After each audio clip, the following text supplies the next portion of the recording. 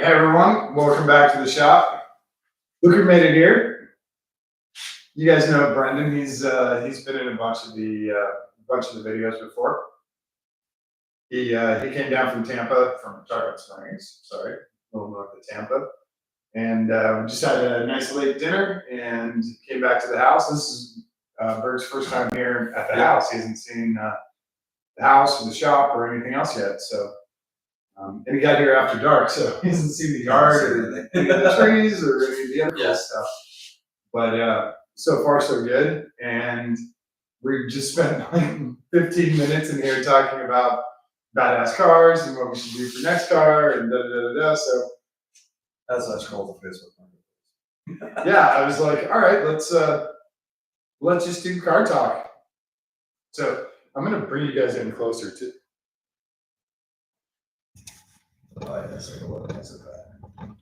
No, I'm just making sure people can see us along with the car. Because otherwise we're little teeny tiny people. So we've got we went through it was funny, we were talking about different demographics for vehicles. And oh crap, I gotta put my glasses here. Let's see who's here. Hey Liz. We're talking about different demographics for car people and what you normally think of. And I don't want to say stereotypes because sometimes that gets kind of overused, but that's why I say demographics, because it can vary a little bit. And the change that happens with some, and the I guess the genesis, which is not a pun, or the growth or the downfall of others. Some have gotten really, really good over the last 5, 10, 20, 100 years. And some have gone down really hard. But there's always something interesting to discuss and something fun about all of them. The one we were talking about, the big change that we were talking about was with Porsche. Porsche used to be like our friend Andy, who had his really nice weekend car that he could cruise around, and then he had his full blast track car. And now you have pop chasers and who else? Porsche has become kind of a I don't know. I don't want to say like it's like a badge, but it's like the VW kids. They went from VW to BMW, and now they have to go from BMW to Porsche. Okay, and it's just like so that progression you think is pretty normal.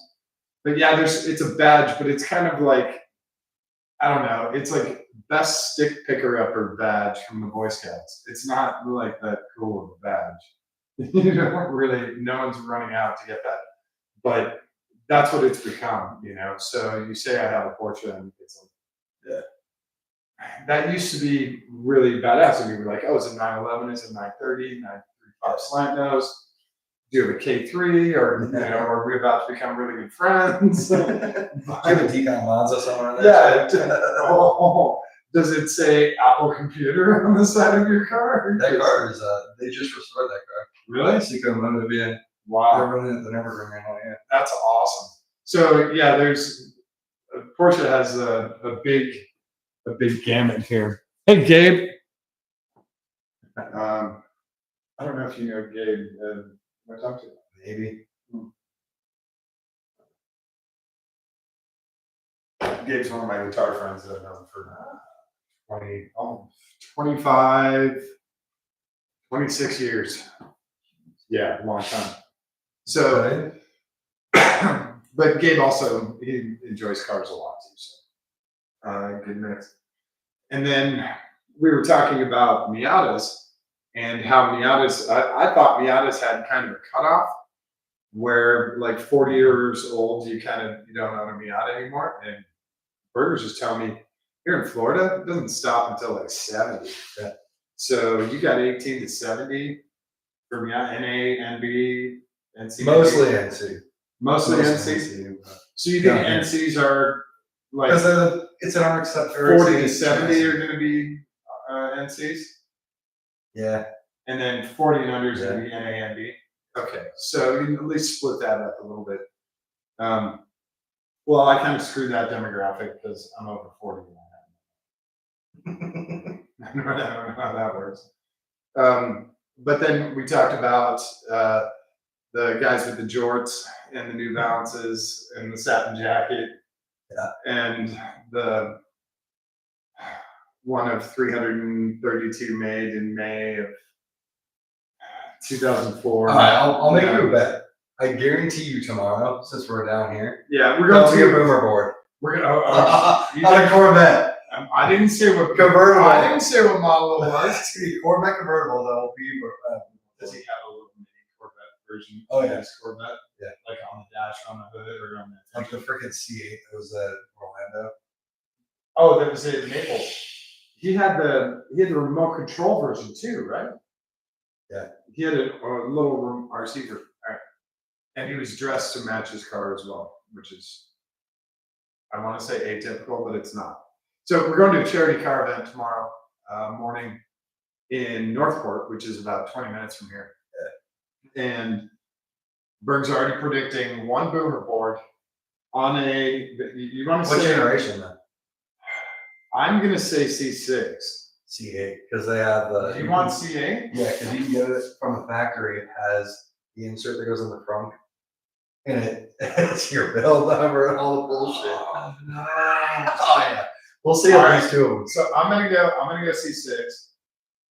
You want to go C8? C8. All right. Base, not 06. Not Z06. Well, Z06 guys. Yeah. So we'll see. We'll see what happens tomorrow. That's always fun. And then if you guys have ideas on the stereotypes or the demographics that fit, and then conversely, like we were talking about with Porsche. Porsche's trying to keep that demographic, so they do stuff in order to try and keep their clientele, like their ownership up. And they had a thing a few years ago where you weren't, if you bought a new Porsche, you weren't allowed to sell it for something like 2 years.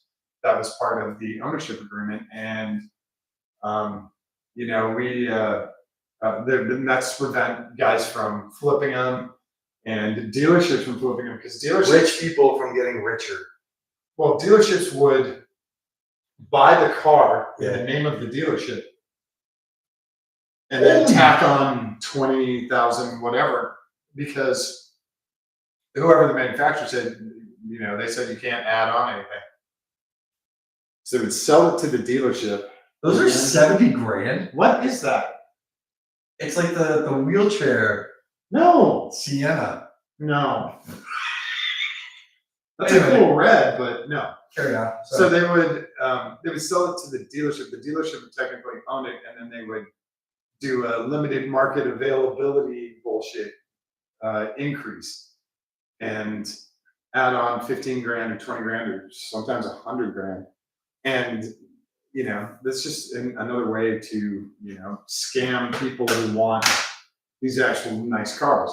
And then there's guys who would actually do it and they would just buy it and they would flip it.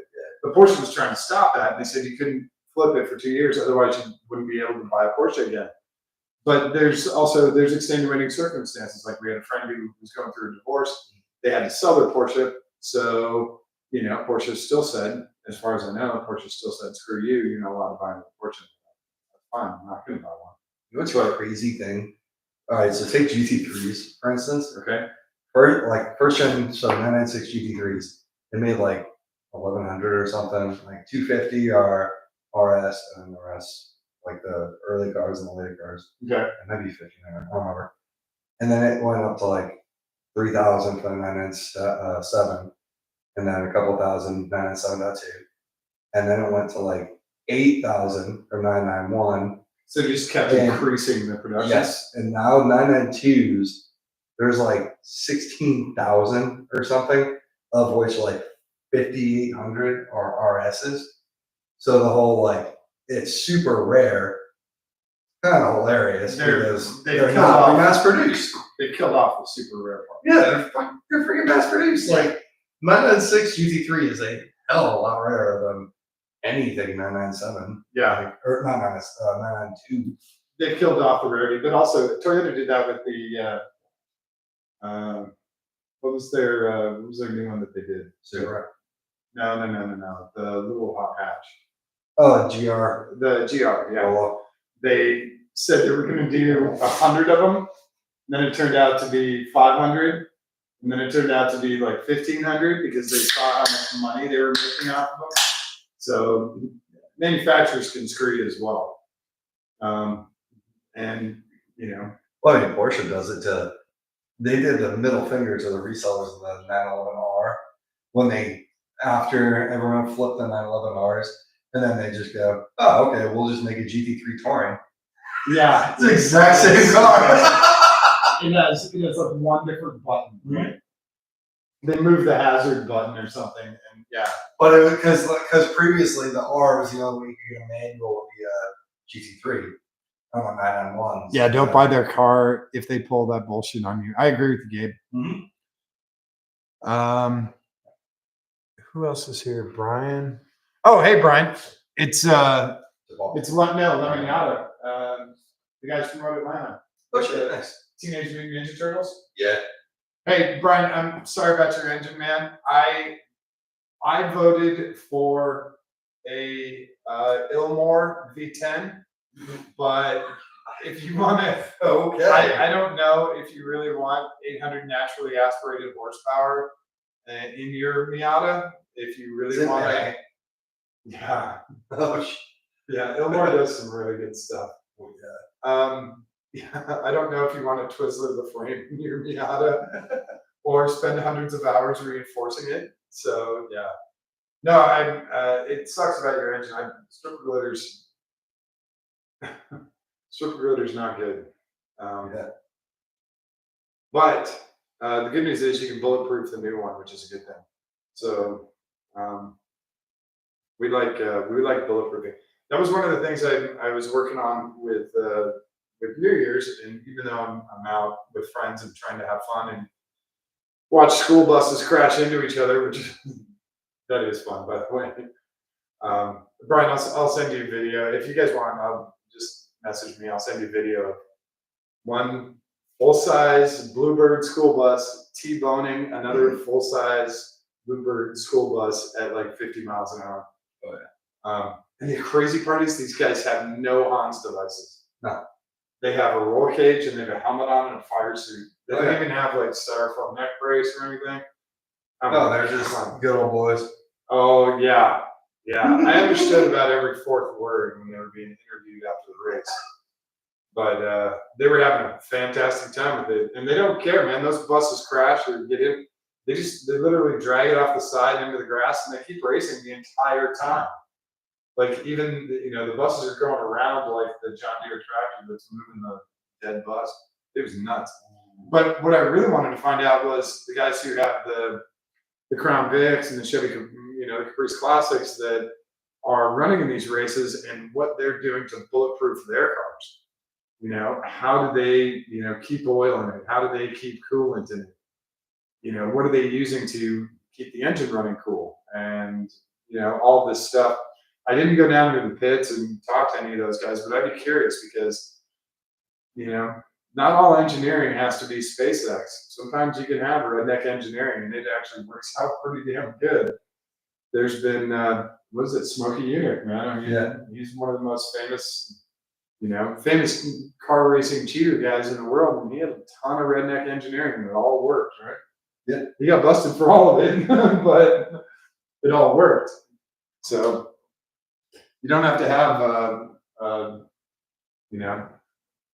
a degree in rocket surgery in order to figure out something cool. And a lot of these guys, they don't. They're putting it together, and their dad told them something, or their uncle said, "We did this," and Daryl, no, your other brother Daryl's car Acid dip the car like Penske.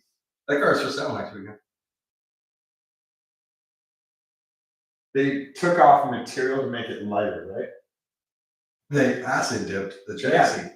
Yeah. Well, and then they had so there was the rule on the filler neck had to be a certain diameter of the fuel. So they created the tower.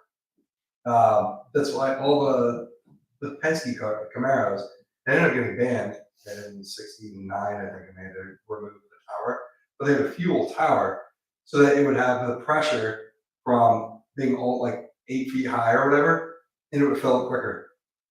So they had a huge advantage in the pits. Well, it was like all that fuel was preloaded, right? Well, yeah. Yeah, you didn't have to.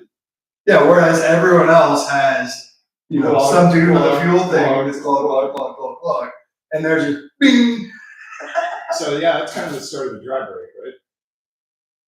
Yeah, more or less. Yeah.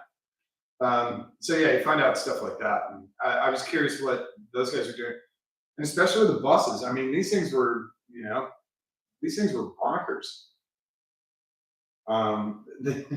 There was one guy, and he had a mystery machine paint job. And for those of you old enough to remember mystery machine,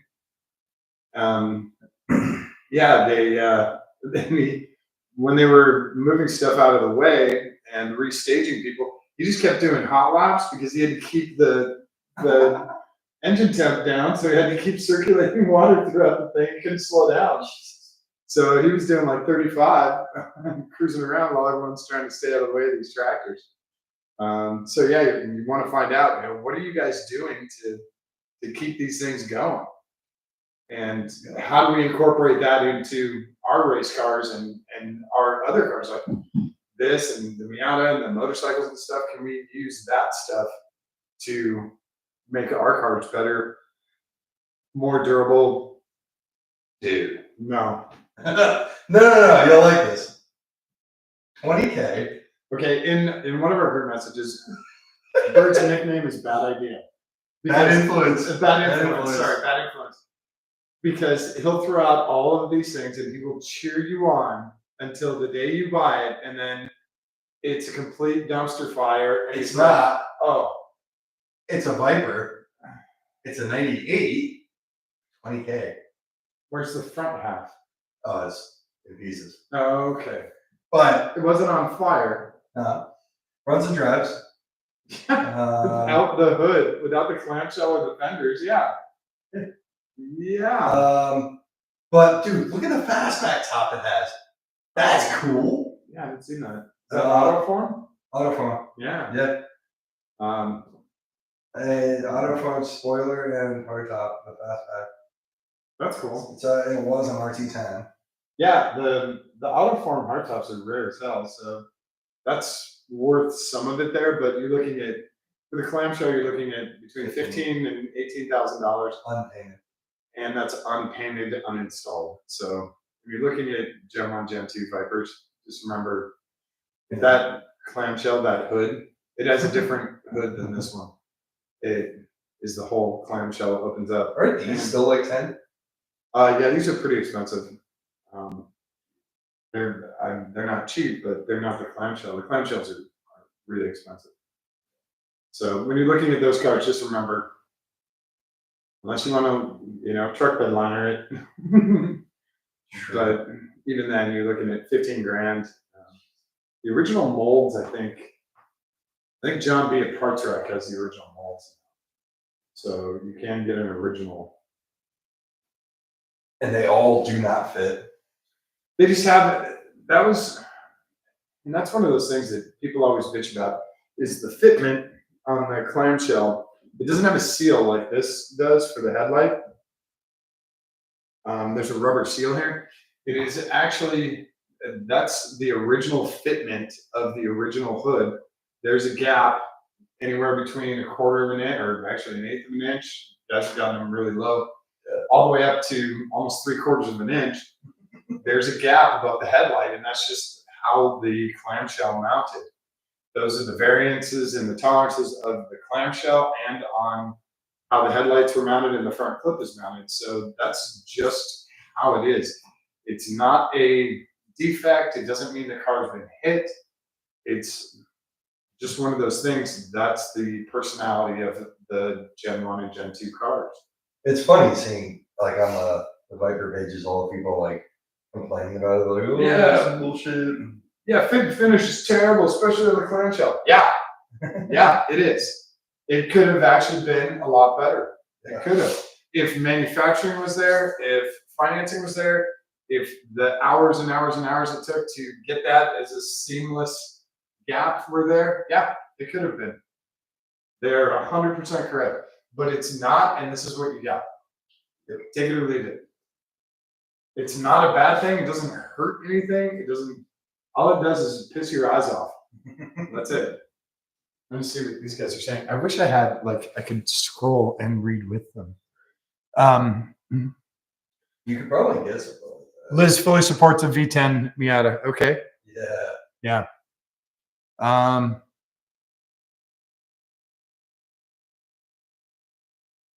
Yeah, Brian, the stuff that Smokey did was all super cool. He was one of the original bad boys in auto racing. Oh, sorry. I didn't want to interrupt Berg's sexting. My bad. Not anymore. There's a lot of other stuff. Toyota did a really, really killer one on, what was the one where it got hot and it opened? the Kark one literally just bought today. Yeah, it was on the GT4, right? Yeah. And it got, I don't remember exactly what it was. It got hot and the intake opened, and then when it cooled down, it would close and meet spec. But when it got hot, it really opened up and it added 40, 50 horsepower, a bunch of torque. But they didn't get caught for years, right? No, they're gonna caught that area. You know what they got around our hands too? It didn't help them. They didn't win anything. Oh, but they ended up they got caught. One of the engineers, supposedly one of the engineers got fired or was going to get fired. Oh. So he went to the FIA and was like, Toyota did this. But you couldn't find it intact because the car was cold and it measured out correct. Yeah. And then when you finished the race, they would take the car to scrutineering and it would measure correct. There's no problem. But when it was running and driving, it was wide open. There's a bunch of stuff like that. There were the magnets under the gas pedal.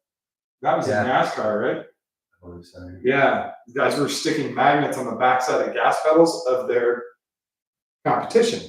That way, when you push the pedal down, it won't go as far. You couldn't go as far. I mean, it's smart, but nowadays pedals are all aluminum, so you can't stick anything in the pedals. Who else did good cheater cars? I guess Dodge technically, without bending the rules, bend the rules with the wing cars. Did Daytona and the Superbird? Yeah, but because they were banned immediately in '71. But that was more. I think that was more about Aero. Yeah, Aero. They didn't understand Aero, so like holy shit, we're going 210 on top. Yeah, we don't know what this is, so we're gonna ban it. It was kind of a knee-jerk reaction to not understanding something, so they're like, no, you can't race it.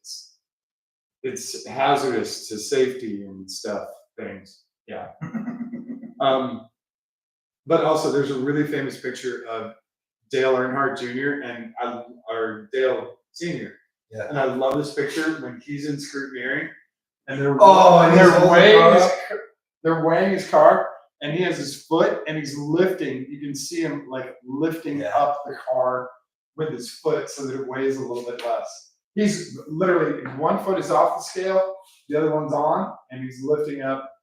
It's a great picture. It's a really great picture. But it also shows you the lengths that these guys go to win. You know, you wanna win. All it takes is that maybe took a pound off of the car. That might be the difference.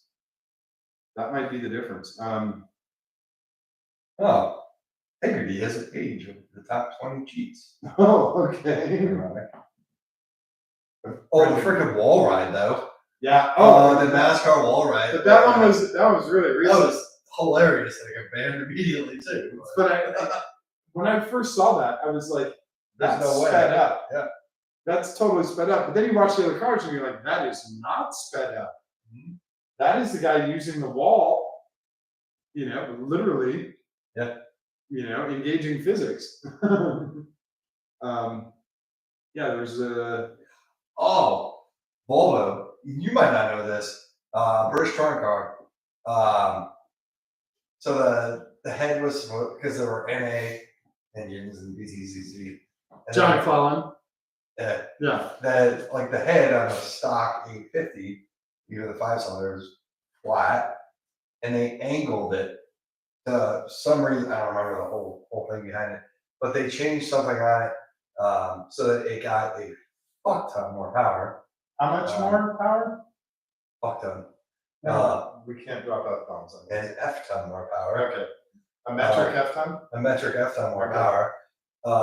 And it was just seemingly impossible to see or whatever. But no, Volvo won BTCC in like 98 or something, and they didn't tell anyone. It was TWR that built the engines and the cars. TRW. No, Tom Walkinshaw. Oh. And they didn't tell anyone until like the early 2000s about it. But yeah. Well, by that time, things. the Volvo was kind of done with all that. Oh yeah. They were on crossover. Yeah. Sadly. What else was on there? Stricter play stuff. That was one of the most depressing things I ever saw. Was on the Viper, the GTSR, the Gen 5s. Watching the hood come open and seeing this beautiful engine, all this carbon fiber, this incredible, dream come true, especially for Ralph, because Ralph was right there. Yeah. I'm standing right next to Ralph, and we're seeing these cars, and it was at Mid-Ohio, I remember, the debut. Yeah, it was Yeah, actually Dominic Farnbacher actually opened the hood on the car, and you see this incredible engine, and everything is exactly how it should be. And then these little teeny tiny trumpets, they're carbon fiber, but the intake comes down to 2 nickels. Mhm. You're like, what do you guys have? 450 horsepower? They're like, yeah, about that. Out of a 600 plus, 700 plus horsepower car, you're allowed to use those 2 nickels for your air. And they're like, yep. That killed me. Yeah. Killed me. Well, and every time they would use, actually, I have another good one. But every time that they would use, like, in non-sanctioned racing, like the early cars, the Gen 2 Vipers, the Orca built ones, that, like, they would always end up increasing the restrictor because there was just too much torque and too much power for the 911s and all that stuff to keep up with it. Oh, so while you're restricting the air down, you're also increasing torque. Yeah. Well, all right, so good one. What was it? Zaxby, obviously based on Nürburgring and everything. Yeah. Crazy with their Vipers. Well, Zaxby does a ton of stuff. They're kind of who are they? Who would be someone comparable here? They're like they're not direct manufacturer like Mate or anything like that. I mean, they've been through BMW, Ford, Dodge. They are they're kind of like AMG, but they're not financed by Mercedes or anyone else. They are a very dedicated race performance company, and they'll take a production vehicle and make it exactly what it should be for the track. But Zaxby has done stuff for decades. They've been around since the 50s, 60s. And they've done Ford, Chevy, Dodge. They've done the Capris they built. They did a ton of American stuff. They're very good at American stuff. They've done a lot of European stuff too. But the Viper, so they won 24 Hours in Nürburgring, like 99, 2000, 2002 because of technicality, and they lost 2001 because of that. I think 2003 or 4, and it was using the Gen 2 GTSR, and at one point, they, the organizers were getting annoyed with them continually winning with the Viper. So, they have to, there's boatload more fuel. You can say shitload. You can't talk about bombs. Shitload more, or less fuel was allowed. So they would have to stop more often. So they developed a way to put a removable fuel cell in. They basically clamshelled the rear, made a fuel cell that would come out in like easy pit stop and swap. But the officials were like, "This is not safe. No way." Well, yeah, because instead of doing, like 5 gallons of fuel, they're doing like 20 gallons. Yeah. So you're increasing the fire risk by a lot. I Yeah. get that. But also, that's how there's another good one, and that's a really solid one, especially for racing. The Audi 90. Oh yeah. That car entered into. The only GTO car that was actually the body and chassis. Yeah, that car was a production vehicle. It was completely stripped out. And there was a ton of, race parts on there, but it was actually one of the cars. Stuff. Yeah. And Walter Roll and all those guys. But those cars kept winning, and they kept winning 1, 2, 3. They kept winning 1, 2, 3, 1, 2, 3. And the organizers kept getting frustrated. So they're like, all right, you guys, with this all-wheel drive system you have, you're absolutely dominating. You can absolutely crank corners and way faster than any of the other cars. So we're going to penalize you with some weight. And they added 10 kilos. 10 kilos in a race car, it's like a boat anchor. They kept finishing 1, 2, 3, 1, 2, 3. All right. We're going to add another 10 kilos. Now they have 20 kilos extra in the car. Just dead weight. That's basically one of those big plates you see at the gym. Those are usually 25 kilos. So they had 20 kilos, and that's just dead weight sitting in the car. Now these drivers have to manage with that extra weight. No problem. 1, 2, 3. They ended up adding, I think in total, I want to say they added 50 kilos to the car at least before Audi finally left the series and stopped racing the 90s. But they kept coming in 1, 2, 3, or 1, 2, and 4. Even with all of this extra weight, they were still kicking everyone's ass. So that's another one where. And they banned all-wheel drive immediately. Yeah. Yeah, there's no more all-wheel drive. But watching the officials go, all right, you're too fast. We're going to give you some extra weight. You're still too fast. We're going to give you some extra weight. And they kept winning, and they just didn't care. It's not so much they didn't care as that the car didn't care. The car loved it. The car was like, okay, more weight. That just means more traction, bigger contact patch. Let's use it. And they would just keep on going. All right, so I Googled the Volvo thing. Okay. So BTCC had restrictions on the angle of the valves inside the head. Okay.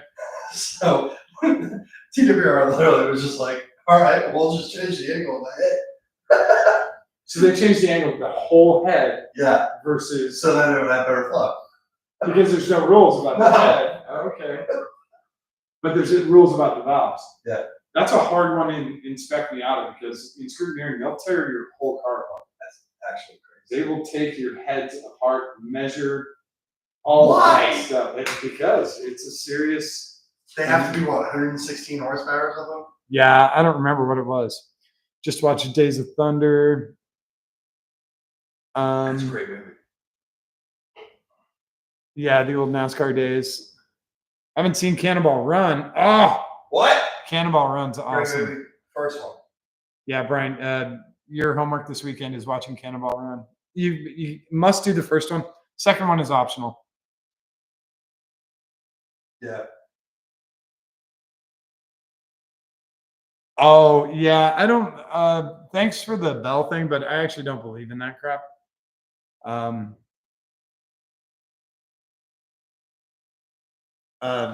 remember Ryan talking about that when I remember this guy we used to know that he was talking about that when he got his motorcycle. It came with a little bell to make sure you stay up. I don't believe in any of that stuff. I can appreciate it, and if you believe in it, that's fine, but not for my cars. Thanks. I don't have one on my motorcycles, and I don't have one on my cars. And now you can say, well, if you had one, then you wouldn't have beer canned the Miata, or you wouldn't have, laid down your bike. You can say that all you want. That's fine. I don't really believe in that. So I can appreciate it, and it's cool if you want to do it, but not on my stuff. Yeah, there was a lot of really good. There was a lot of really good stuff they got away with, like it was it Bob Hall? Who did the huge wing? Um, Chaparral. that's They had DRS in like the '60s. 66. Yeah, and they put that wing up so high. Yeah. And they're like, And they had the J car with the fan. oh yeah, that's right. Yeah, the turbofan. And then McMurtry recently was like, that's a really good idea. Let's try one. And that thing is disturbing. Also, do you know how small that thing is? Oh, it's tiny. It's smaller than the Miata. Yeah. Yeah. The Miata looks huge compared to it. Yeah. But holy crap. It's like they should get like a Dyson sponsorship because that thing just sucks right to the ground, right? That was crazy. Crazy watching. That's another car you think is in fast forward, but it's actually that's how quick it is. I was trying to think of other, I don't know, like cheater stuff, but like This is like workarounds. so. 03 before the Focus went to the Mark II Focus in WRC. They needed more power, and the engine was turbo. So they had the cars behind the rear bumper. They installed a surge tank, and it pressurized. It's connected to the inlet manifold, filled with pressurized air directly from the turbo when it was off boost, and it would open a valve at high revs. It would push more boost back.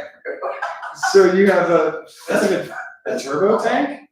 Yeah, like a extra A boost. tank and turbo? Yeah. Tanko boost? More boost at high RPM. Tanko boost? I don't know what you call that. Yeah. Yeah, surge tank is what they called it? Yeah. Okay. Yeah. He was banned after 3 races. Oh, I'm sure, yeah. They're wondering why they're, 180 on the straight and everyone else is, 120.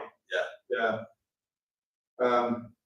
Yeah, like in my race car, they call it the two neons, the cheater cars. Oh. And yeah, Ralph told me about a whole bunch of stuff, and they keep finding ways. And I've told you guys about a bunch of these, like the intercooler. The intercooler on my SRT4, on the top of it, it has a Mopar part number. And if you look up that Mopar part number, it says intercooler for SRT4. What it doesn't tell you is that all the SRT4s came with a 7-row intercooler. The intercooler on my car is a 14-row intercooler. So that's the difference. If you look up that part number, it's going to show you an intercooler with, yeah, that's the correct part number for that car. And then there's stuff that's not in the rule books that they did anyway, just to, help lighten the car or make it handle better, or whatever.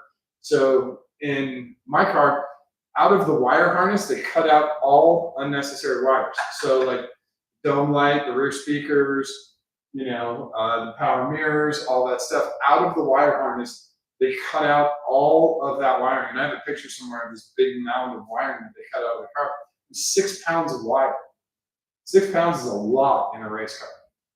So there's stuff like that, and there's nothing in the rules saying you can't do that.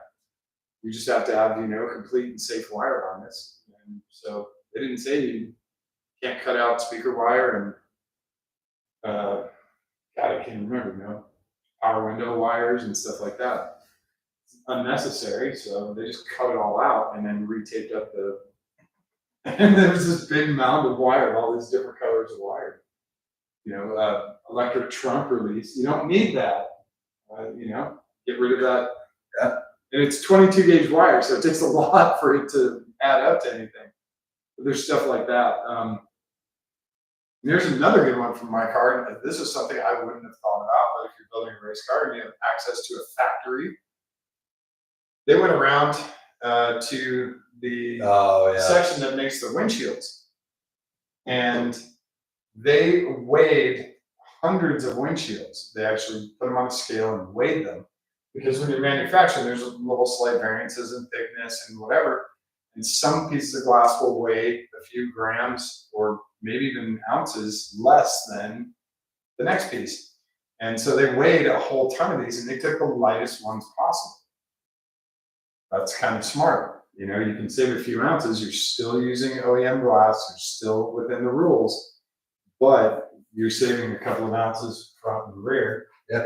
I believe they did the same with the side glass, but I don't really know. And we run Lexan now, so that doesn't really affect us. But I still have the original glass front and rear in the car. Didn't they also base it on a base neon, not an SRT? Because there was no roof. Kind of correct. When you start with the body in white, it has an order number. Yeah. And so that car, my car was actually supposed to be a blue SRT4. That's, if you look at the order number for that, that's what it was supposed to be. But it never made it that far because it doesn't have a sunroof, which all the ACRs have. All the ACRs have power mirrors, which mine has a manual mirror. Yeah, wait. But if you look at the part number, it says Dodge Neon, you know, a rear view mirror. Okay.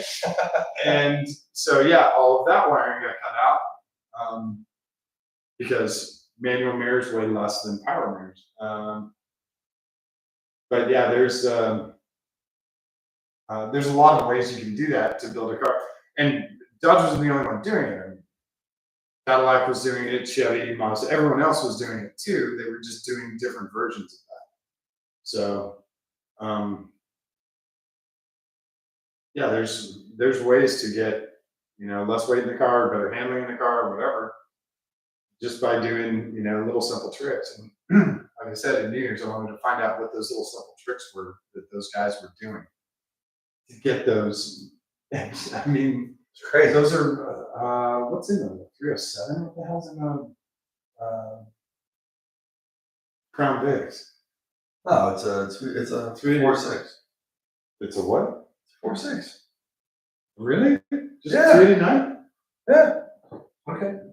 For some reason, I thought it was a different engine. Good enough. That works. Yeah. Yeah, those guys have them bulletproof, and I don't know if they're getting them like that from somewhere, or if they're doing it themselves. Cop car. This is a cop car. It's probably pre-built bulletproof, Yeah. or it was a taxi. One of the two. What do you think's driven harder, a taxi or a cop car? Oh,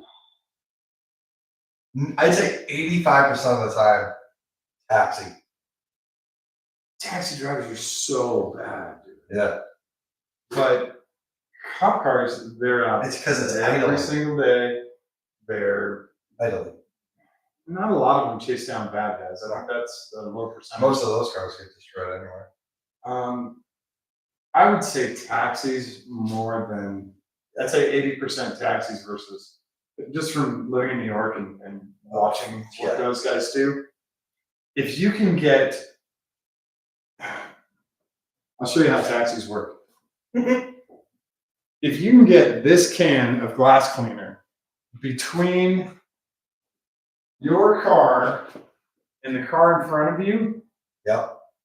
a New York City cab driver will fit his Caprice Classic in that spot at 15 miles an hour. Yep, he will do it. I've watched it hundreds and hundreds of times, and you're blown away at how they do that. It's like, I'm not letting you in. Holy shit, you're in front of me. How the hell did you do that? It's amazing, amazing. A lot of those guys also have very difficult times getting licenses reinstated. So I wonder why. yeah, but yeah, that's I would say taxis over cop cars. I would take a cop car before I took a. Sorry, I would take. Because also I'm better maintained. Cabs are pretty well maintained too. They don't make money if they're not running. Sure. So they. But the cop cars are going to have better brakes, better oil cooling, and all that stuff. I think the cop cars, yeah, because they do sit idle a lot. Yeah. So they're gonna have all that stuff. Any P71. Yeah. We'll have all that. P71 is the police interceptor package from Ford, and they did that in the Explorer, the Crown Vics, the Taurus. The Explorers are garbage. a lot of the places around here run them. By the way, if you're wondering if it's a cop or not in the Explorer behind you, no roof rails, no roof rails equals cop. Yeah. They don't put the roof rails on because Well, they put light bars. They also don't have fog lights. Yeah, no fog lights on cop cars too. So if you're ever wondering if that's a cop behind you, see if you can see that. I know it's tough to tell, but look for the roof rails. And even the undercover ones, look for roof rails. You don't see roof Is rails? they still have wiring? Yeah, they're still all set up for all that. And they'll have the lights inside the grill, totally hidden, all black. They're sneaky down here. Yeah, they've got Lexuses and all sorts of crazy shit down there, right? Tampa has like 5 or 6 Teslas. They have a bunch of brand new Mustangs. Highway Patrol has a S1000RR. They'll get you. Yeah, you're not. And an S1000RR is a motorcycle. It's a BMW's fastest motorcycle. Pretty much 200 fastest. 200-mile-an-hour motorcycle. It's up there with like the Kawasaki H2 and stuff like that. But it has launch control. It has traction control. It has Yes. rain mode, snow mode. Yeah. Like off road. Yeah. Crazy for sport bike. But they're also uncheap. What are they list for? 65? No, like 20. No, for an S1000RR? Probably. No, dude. The Ducatis are like 60 grand. Yeah. BMWs are probably 40. But no, I have a friend that has one. Harrison's friend Sonny. Really? Yeah, he has one. But I'm looking at like what Max Riss has, I'm trying to catch Matt, and I'm like, well, the Highway Patrol one was a drug bust. oh, and they're just like, oh, this looks nice. Yeah. They also, I've seen them That's pull so over. unfair. The cops bust these guys with all these badass cars, and then they get to use them. There's if you see a white Camaro, it's lowered. It's a 6th gen Camaro, like an SS1 LE, lowered on like dark bronze wheels and real dark tint. That's a cop. There's probably only 2,000 of those between here and Naples. Oh, trust me. It's in like the Wells Park area. Oh, it's But okay. It's one of the Highway Patrol undercovers. It's always whenever there's game meets or whatever, he's always out. Pull Okay. people over. Okay. Because Yeah, people will pull careful. up and try and race. And You guys are throwing a lot of stuff at me. Is that an ACR? No, it is not an ACR. It is. Wait, I gotta see. There's tons of other messages here. I'll add Cannonball Run to the list. Good call. No, it's not an ACR. It is an Aero Coupe, which is the little. It's the little brother to the ACR. This car actually has carpet and a radio. What I don't have are the canards on the front, and the wing on this car only goes to the inside of the rearview mirror. The wing on the ACRs actually goes all the way out to the hips. So that's the difference between this car and the ACR. I still have the front splitter. I still have the big ass wing on the back, but I also have carpet and I have radio. I do not have a transponder. The ACRs came with a transponder, and I think that's kind of it. That's the basic difference between my car. Also the ACRs. Did the ACRs have adjustable shocks, or there's just on the Yeah, Gen 5s? Gen 5s of the ACR Extremes have the adjustable shocks. I don't remember. I think the ACRs, the Gen 3 and Gen 4s had adjustable shocks too. I think they had the Philistines, or yeah. I think that was the other thing. Which is what I'd actually really like to get on this. I'd like to drop this a half-inch up front and inch in the back. Yeah. 2 shocks because I need to do shock. I have to do shocks this springs. Oh, you want to put these shocks on your car? No, but at the same time, I'm going to lower the focus. Yeah. I told myself I wouldn't, but it's Florida. Screw it. I'm only going to lower it an inch.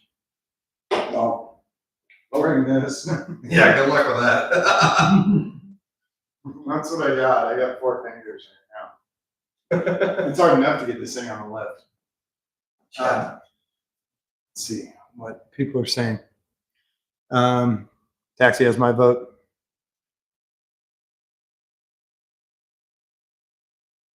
So is Berg looking for something specific online or just chilling with the laptop? He was looking at houses and then he started cruising Marketplace. Yeah.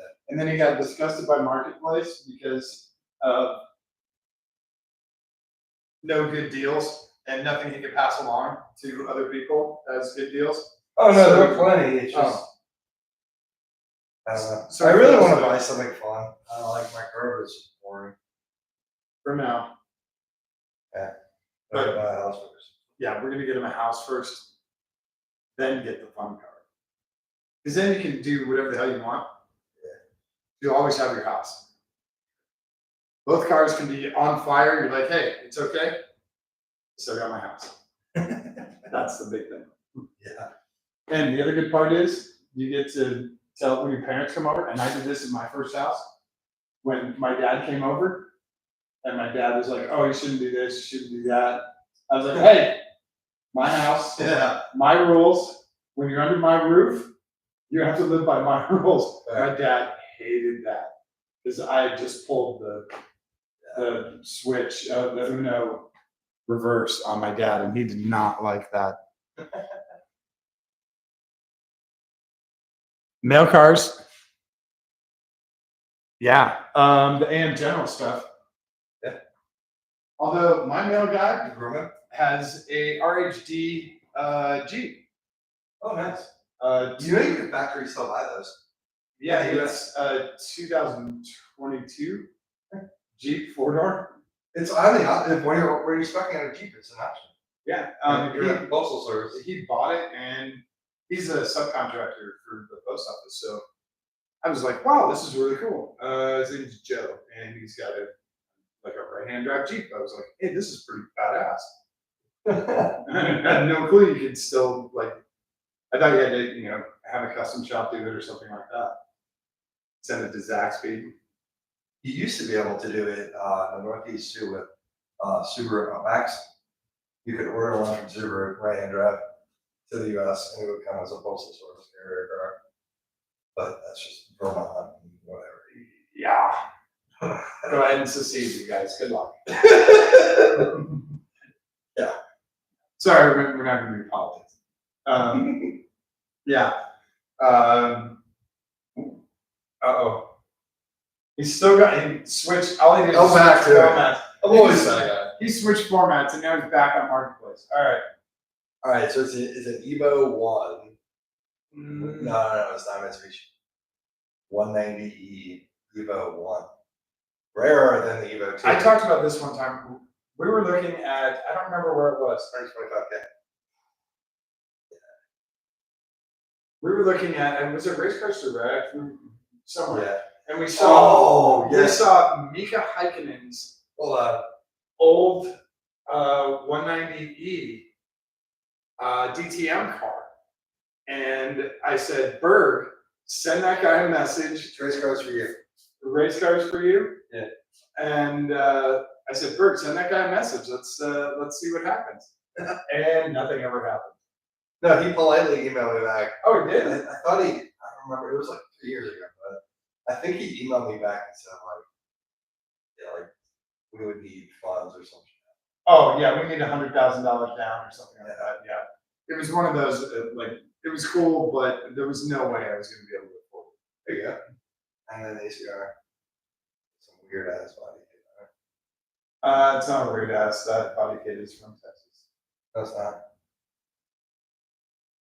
That lip's not. That front lip? No, that's not. Oh, no, it's not. Where the hell is that from? And that hood is not. Read the description. Where the hell is that thing from? Hold on. That hood is sick. That's crazy. Where? Rose supercharger. Crazy Oh, body yeah. kit. How many people you think actually know American Club Racer is what ACR is? Very few. What are we at here? 54 minutes, right? It's almost at an hour. It's just custom. I'm reading what you guys are saying.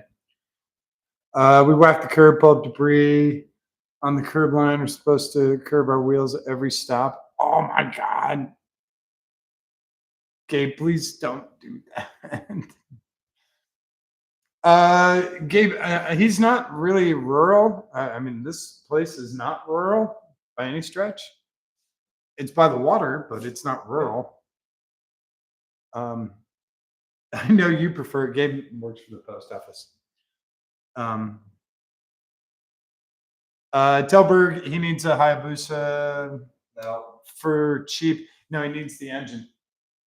All right, Brian. You want to do Busa in the That's a Busa in good the swap. Miata? This is aluminum block, aluminum head in it. It's also 1.3. Yeah, but it revs to 14,000. Now I want to hear your car rev to 14,000 RPM. I think it's 12.5. I don't care. I want to hear rev to 12.5. You will confuse a lot of people. Once you get freaking lemons. Once you get past $8,000, people are going to open their eyes. So that would be a lot of fun. Now, here's the downside with that. You do not have a lot of torque. You don't have a lot of horsepower. You don't have a lot of torque, but you have a ton. It's 100. No, they're 190 horsepower. The 1.3s? Yeah. No. Yeah. They're like 190 and they make like 140 foot-pounds of torque. No. Yes. Hold on. No way. Really? Yeah. Okay. Then throw on a couple of turbos. No, I was dead on. 190 horsepower at 9,700.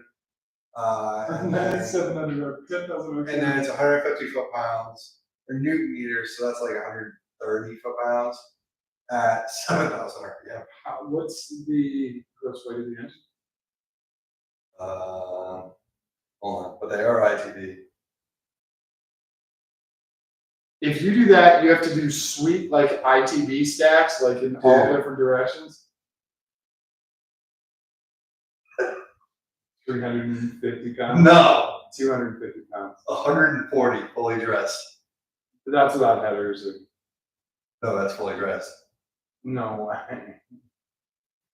Oh my God. Okay. Dude, that would be hilarious. That could be kind of fun. And also, the good part is your Miata is, I mean, it is stripped. It is bare bones. So you dumped a ton of weight in that. Like my car, I'm still at 2,200 pounds, 2,400 pounds in my car, in the Miata. So if yours is under $2,000, you're going to have a good time with that. Mm-hmm. Yeah. The general rule is 10 pounds for every horsepower. That's how you have a fun car. So if you have 2,000 pounds, you need 200 horsepower. So if you have 1,900 pounds and 190 horsepower, you're gonna have a very good time. I got close with you, Earth. It was. Oh, he's looking for a Gen 2 engine. Oh, I forgot I was looking at race cars. Yeah. That's Brian, aren't those Thunder Roadster engines? The Gen 2s? 1380 cc? Maybe. Actually, yeah, I think so. You want a Dallara Euro car? Kind of cool looking. They're Hayabusa drug, right? I can dig it. There was a New Zealand company that just came out with a car that's supposed to out F1 an F1 car. Yeah, good luck with that. Because the minute you do that, Red Bull or whoever will just pour $100 million into it to make it faster. I saw the result for how much they paid in damage Oh, yeah. and crashes, and the amount of money that F1 teams have dumped into that they have lit on fire is unbelievable. It's like lottery winnings for every team. At $50-60 million, they just thrown like lit on fire, destroyed cars, destroyed parts, Fucking crazy. missed flights, whatever. Tens of millions of dollars, dozens of millions of dollars.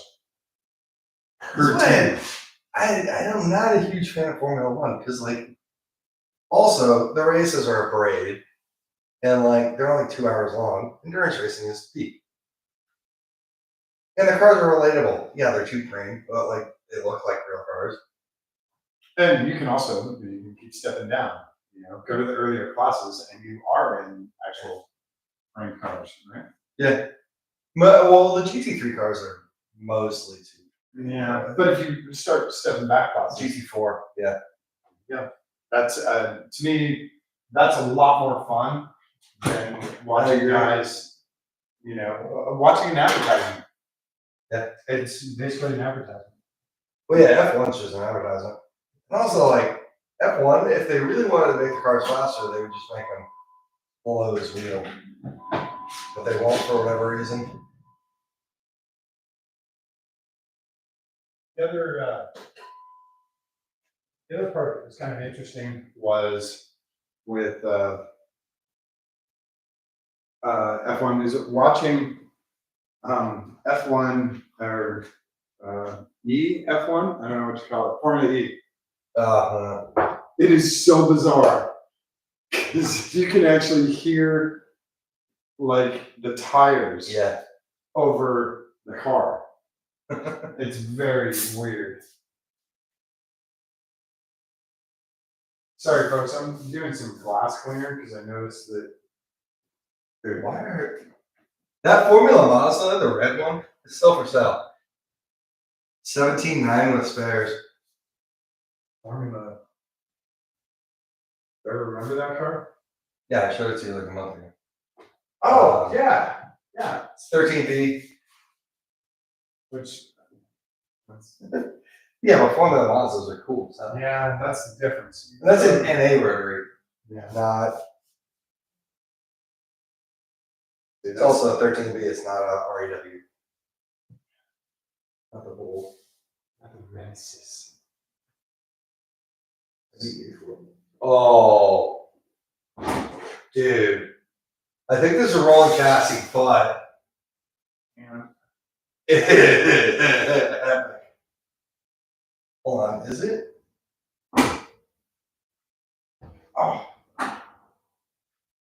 Hold on. Yeah, rolling chassis, but look. Dude. Okay. That's a show car. That's everything is standard. Find out how much stuff isn't in there. Oh, it's just engine. Well, engine and sequential trans. But I don't even know. They might not have mounts or anything.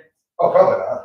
It's probably just the straight chassis. There might not be electrical. There's like. What? I know it's pretty badass. Dude. It's pretty badass. DTM AMG Mercedes show car, like 2006. It's like a display car that they have at the events, and you can The see Aero. and you can see how everything works. When DTM was still class one, not stupid GT3. I'm so sick of GT3 racing. It's cool, yes, and it's cheap, but like, it's stupid spec racing. What the hell is cheap? Yeah, well, and also, I mean, I DTM. just spent $2,500 on a race with $500 cars. Yeah. So, Well, like DTM and Japanese Grand Touring Championship used to be like class one, and now it's all this GT3 BS. Like, make racing cool again. that's hard when you get clowns like Lewis. Yeah. You know what? You know what the US needs to bring back? The Speed Vision World Challenge touring cars. Yeah, there were a lot of cool cars in that. Mm-hmm. They should just bring back Speed Challenge. Well, yeah. Thanks to who was it? Motor Trend that killed that. Discovery TV, I think. Yeah, I don't know who bought it. The big huge buying spree and everyone bought everything. It not as cool. And large and common 9 Focus. Is that a tribute car? No, it's their car. Oh. There's two Gen 2 GTS Viper race cars in Sebring, a red and a blue one. 55K each. Friend Sean, I'm sure knows those cars and all of this. They're both ACRs. If you guys look up Sean Roming on social media, he is a huge Viper racing encyclopedia. He knows those cars so well. I definitely defer to him on finding the cool cars, the facts about the racing stuff. He knows that stuff really well. SLS AMG GT3, $800,000. That's it? Yeah. Any spares? Well, probably, but like compared to any other GT3 car, Yeah. it's like 4 times the price now. If you want huge money, you should look up Ozzy. They're not as expensive as you would think. There was just one I passed. Falcon. The V8 supercars are, last time I checked, they were right around 200 grand with some spares. It's not that well. They are. God, what the hell is in my sprinkler? Why is Spec Boxster so expensive? Because of Porsche tax. Mm. What the hell's in my sprinkler?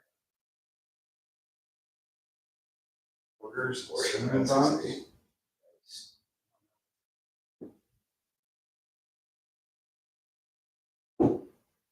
9680.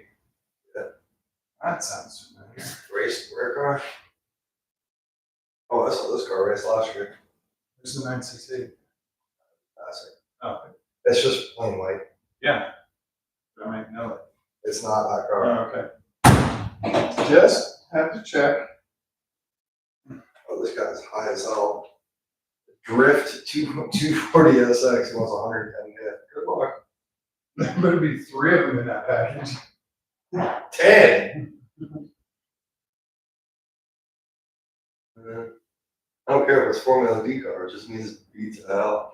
Oh, I'd take Jeff Donati's old car. He sold that car for like 60. Well, he got a really cool owner. That's very difficult to do in Formula D. Mm-hmm.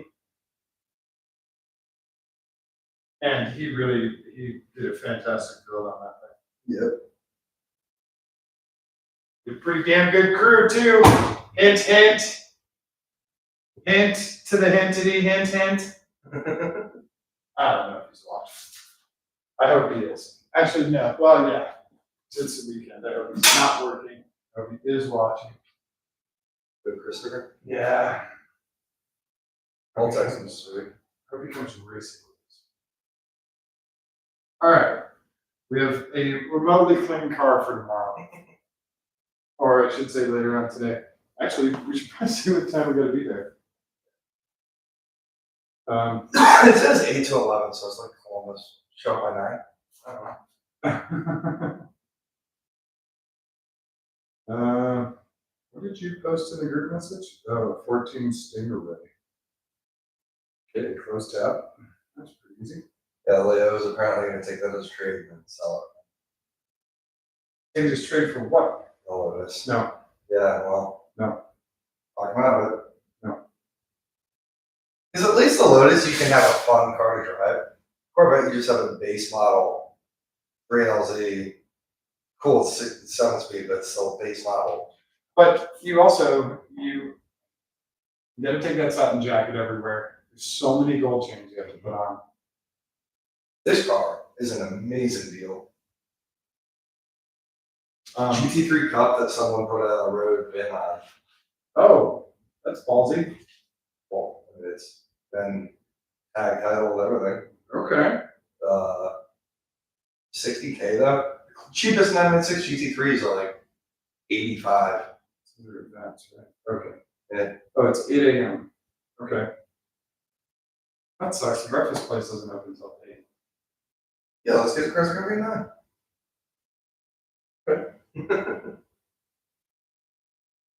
Well, it's only 8 to 11. Dude, I think we'll be good. All right.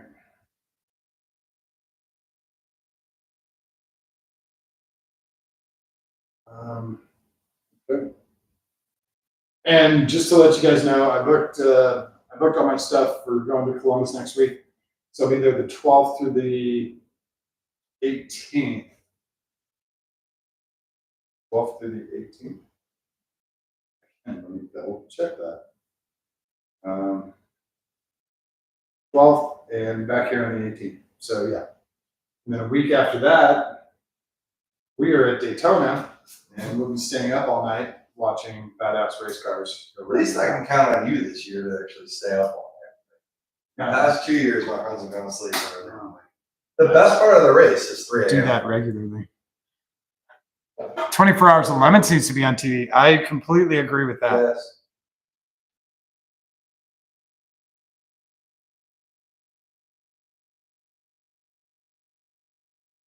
Yeah, Brian, I completely agree. If you want an awesome show, go throw some cameras at Lemons races. Follow 3-4 different teams. You know, some of the people that do multiple events, and throw some rookies in there. Throw some veteran guys in there.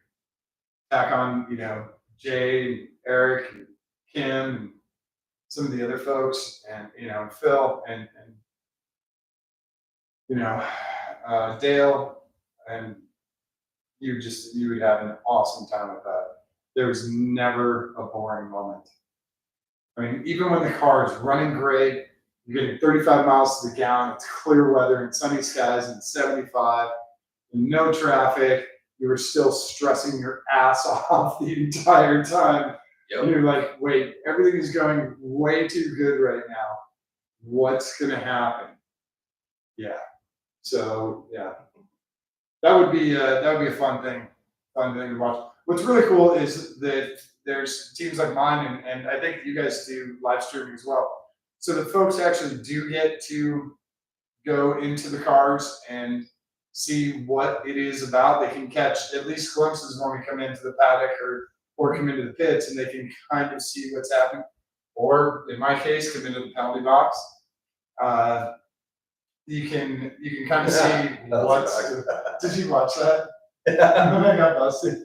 Well, I didn't get busted. I just came in way too hot. Yeah. And I didn't see the black flag at the station until, because it was pouring rain out, and the rooster tails shooting up in the cars. I didn't see it at that station until the next lap. So I apologize that they were okay with that. Yeah, you get a good glimpse into kind of what it's doing, but there's no like focal point. Like you have to go and follow individual teams. But I think it would be fun for them to take little clips from all of these different teams and put them all into one. You would have some, man, you want some reality TV?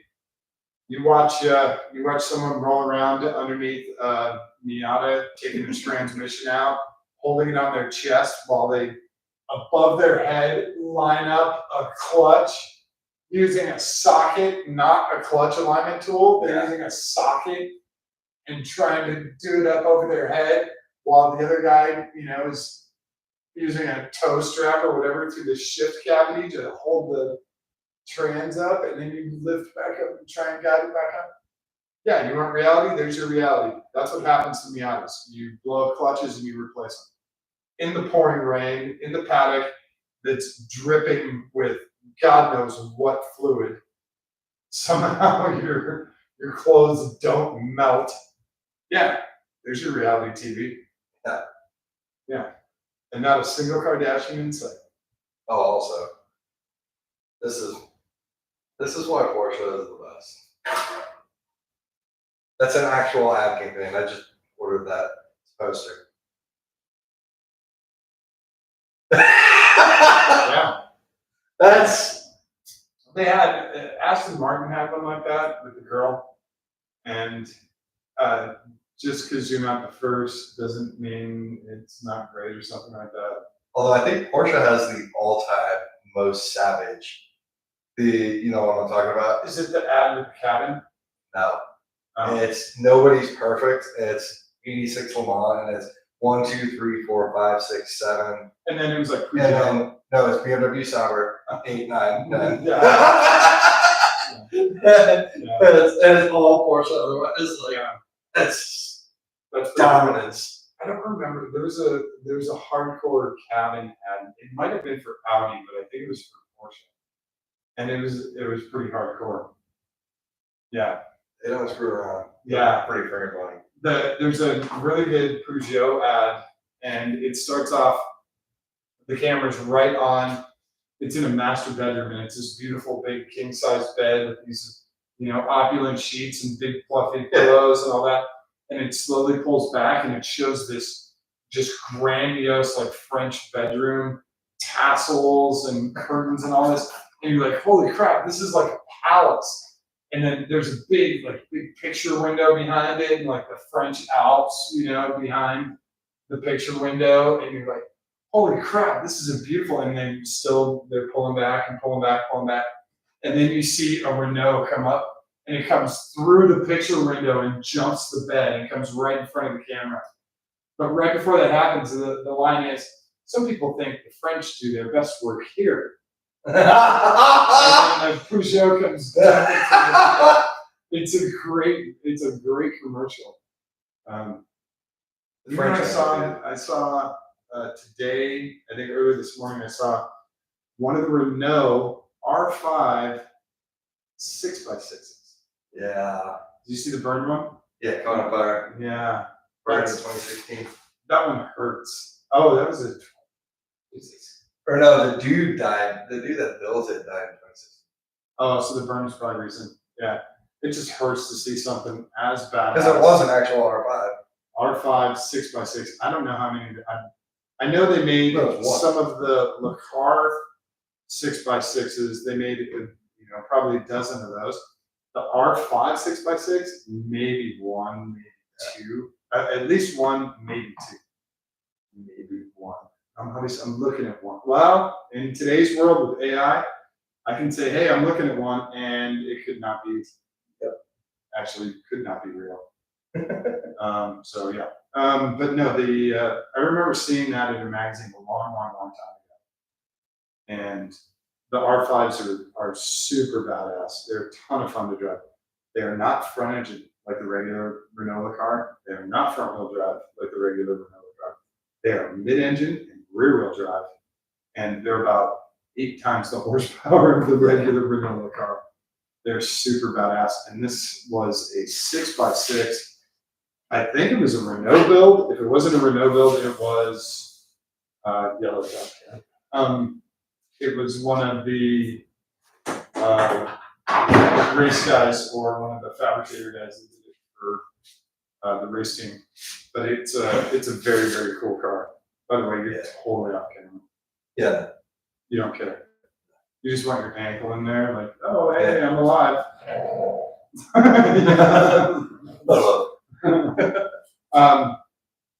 Yeah, that one hurt a little bit. So,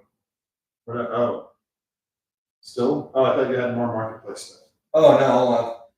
I'm looking at diecast. Oh, okay, that's different. Ooh, I saw a diecast place. A guy was pointing it out it was in Japan. I don't remember what city. It was not Tokyo. Where do I want to go to Japan? Who else is here? Hey, Tyler. Ooh. Famous F1 female driver Baitlin Kisher from Russia. Didn't she crash and die? Well, she just recently died. Hey, Tyler, I don't know her, Years but ago. Berg's looking her up. No, I forgot her name. She drove for the team that's supposed to go to F1 and it never materialized. I do know that it was Michelle McFarland's birthday this month. Like 2 days ago. It's the second, I think. Doesn't matter. Still the goat. Shit, what's her name?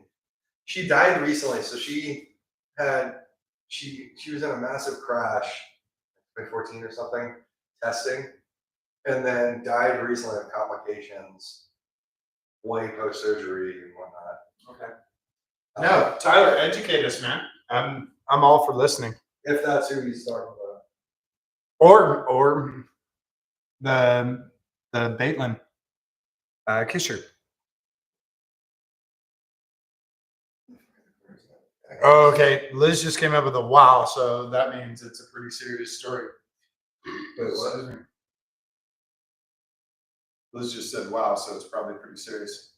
That means I need to grab another rock star. I'll be right back. Well, you guys just heard me burp, so. Is it me, or does that glass cleaner smell like a school? Because I think it's the same stuff they use in schools. Yeah, definitely. It's great glass cleaner. It just smells like It smells bad. Definitely not made for using eBay. Alright, what are we gonna do? This.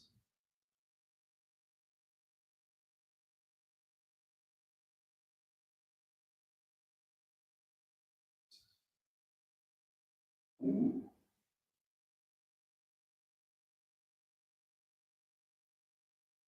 Boucher ITV.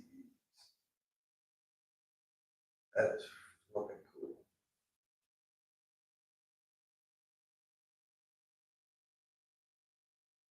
Miatas.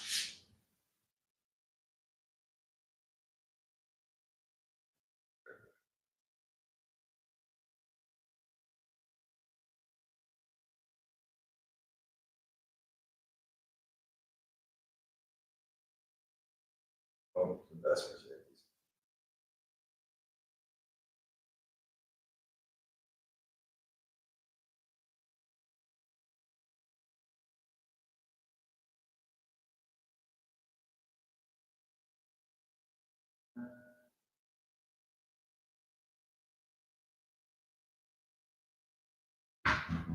Okay. You gotta remind me to pick up Rockstar tomorrow. I'm almost out. Damn. Dude. 2J ITVs. Everyone gets homework. Yeah, that's a good thing, I think. Yeah. 2J. ITVs. Okay. I mean, they make like NA, they make like 200 horsepower wheel, but that would sound so good. Straight 6 NA, just One UZ with ITVs. yeah. Hey, JDM fans, just want to send you guys a little prawn right there. That is a 1UZ with ITVs. And then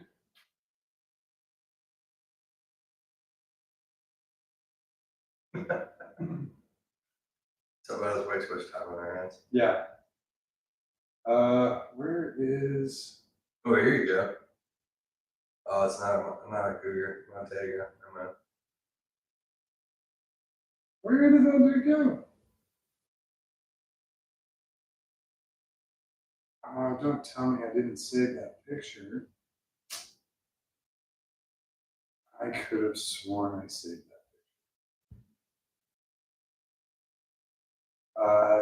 It was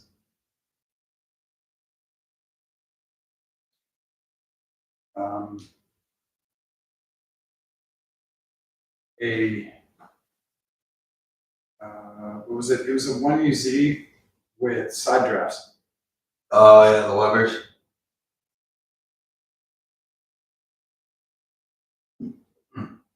All right, Tyler, did you bail? Did you bail on us? Yeah. All right. We've got homework to do. And I've got to get some sleep.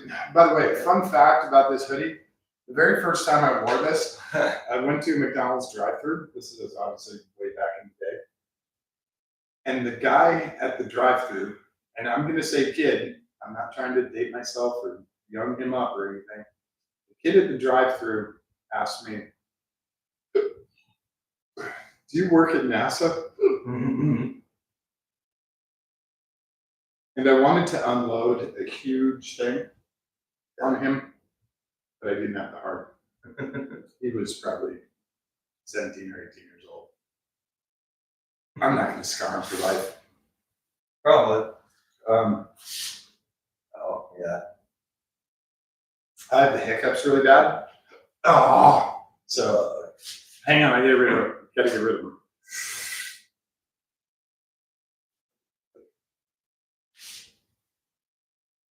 So we should go. Some?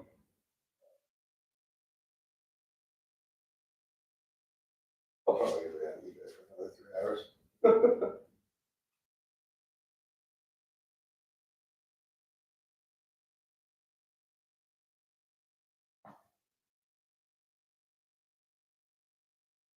Oh, yeah.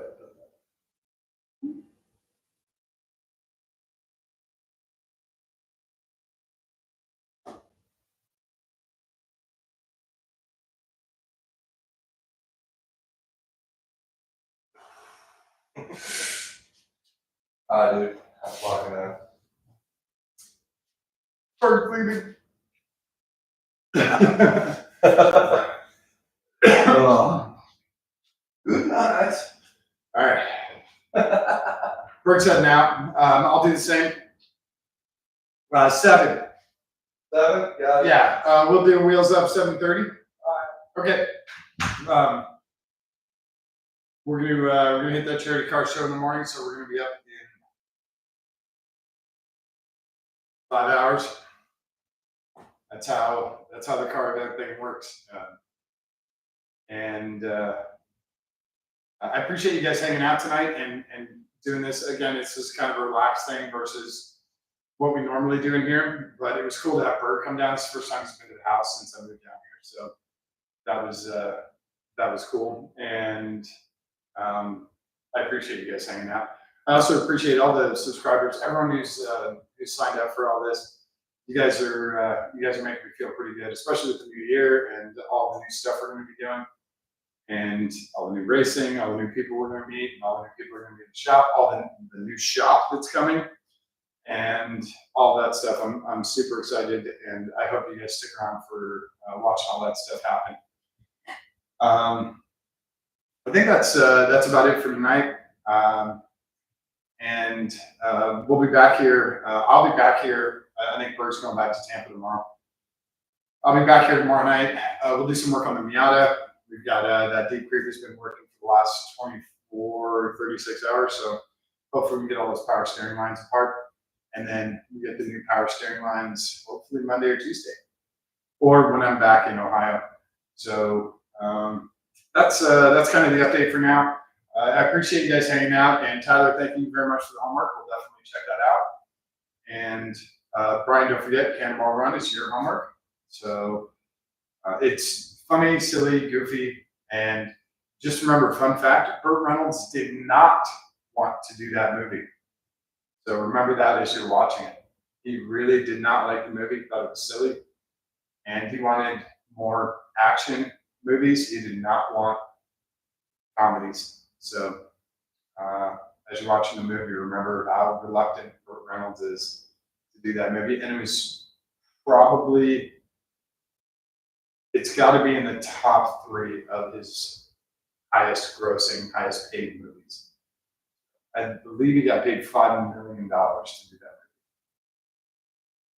movie. Cool. Thanks everyone for hanging out tonight, and definitely tell your friends about it. Like I said, we'll be turning wrenches in here very shortly. I hate waiting on parts, but since we are, this is kind of a good way to do it. And everyone should go get some rest and enjoy the weekend. Try to stay warm. I know most of the country is absolutely frozen. It's going to get stupid cold down here too, especially when, not this round, but the next blast that's coming through. We're going to be in the 20s here in Florida, which is, it's like unheard of. It's going to be, I think it's going to be 22 degrees as a low here in 2 weeks, a little less than 2 weeks. So yeah, not a ton of fun.